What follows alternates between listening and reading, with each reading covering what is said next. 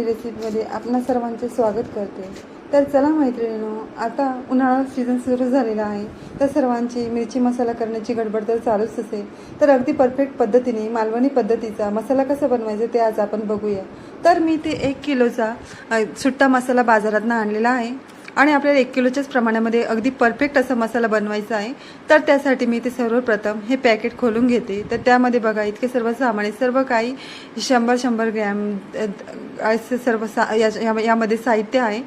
आता हे सर्व आपण फोडून घेऊया सर्वप्रथम आणि मग नंतर हे सर्व जे साहित्य आहे ते आपल्याला सर्व गरम करून घ्यायचं आहे कढईमध्ये थोडं थोडं तरी। ते बाजारात आपल्याला जेव्हा मसाला घ्यायला जातो ना तेव्हा दुकानदाराला सांगायचं की आम्हाला जितक्या प्रमाणामध्ये मसाला पाहिजे तितक्या प्रमाणामध्ये त्यांना सांगायचं की अर्धा किलोचा मसाला हवा असेल तर अर्धा किलोचा, किंवा 1 किलोचा मसाला हवा असेल तर 1 किलोचा खडा मसाला द्या असं त्यांना सांगायचं आणि ते बरोबर आपल्याला 1 किलो इतका प्रमाणामध्ये खडा मसाला काढून देतात। तर हे बघा मी 1 किलोच्या प्रमाणामध्ये इतकं सर्व साहित्य आणलेलं आहे बाजारातनं। त्यानंतर 1 किलोच्या प्रमाणामध्ये इतकंच कांदा पण घ्यायचा आहे, त्यापेक्षा थोडाफार कमी असेल तरी चालणार आहे कांदा, कारण कोणी कांदा जास्त आवडतो, कोणाला कमी आवडतो, त्यानुसार आपण कमी जास्त करू शकतो कांद्याचं। त्यानंतर लालसर होईपर्यंत तो छान असा परतून घ्यायचा। आता कांदा परतून झाल्यानंतर इथे धणे देखील 1 किलोच्या प्रमाणामध्येच घेतले, ते पण छान परतून घेतले। त्यानंतर हे तेजपान घेतले।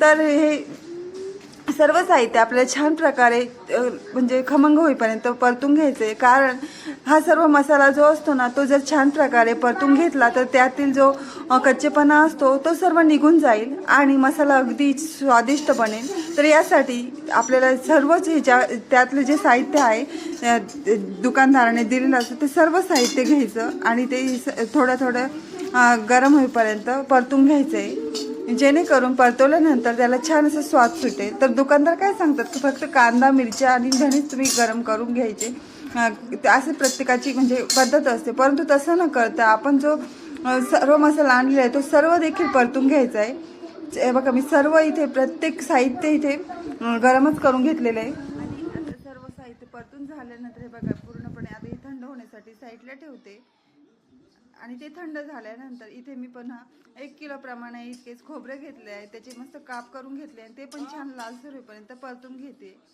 तर 1 किलो प्रमाणे इतकेच खोबरे पण घ्यायचे 1 किलोच्या मसाल्यासाठी, ते पण आता छान प्रकारे परतून झाले। त्यानंतर 1 किलो इतके मिरच्या, त्यापेक्षा थोड्याफार कमी असल्या तरी चालणार, कारण कोणाला तिखट हवं असतं कोणाला त्यानंतर इथे मिक्सरमध्येच मी सर्व साहित्य इथे थोडं थोडं घेऊन आणि बारीक करून घेते। तर मैत्रिणींनो घरीच असा मस्त असा मिक्सरमध्येच बारीक करून आणि त्यानंतर चाळणीच्या सहाय्याने जाडसर जो असलेला मसाला आहे तो पण बारीक करून घेतलेला आहे। चाळणीच्या सहाय्याने चाळून घेतल्यामुळे अगदी बारीक असा मसाला तयार झालेला आहे। तर तुम्ही देखील याच पद्धतीने पूर्ण साहित्य भाजून आणि जर या पद्धतीने घरीच मिक्सरमध्ये बारीक करून जर मसाला बनवला ना मैत्रिणींनो खूप छान मसाला बनतो। तुम्ही देखील अशा ट्राय करा आणि असेच नवीन व्हिडिओ बघण्यासाठी चॅनल एक सबस्क्राईबचं बटन दाबायला विसरू नका। थँक्यू।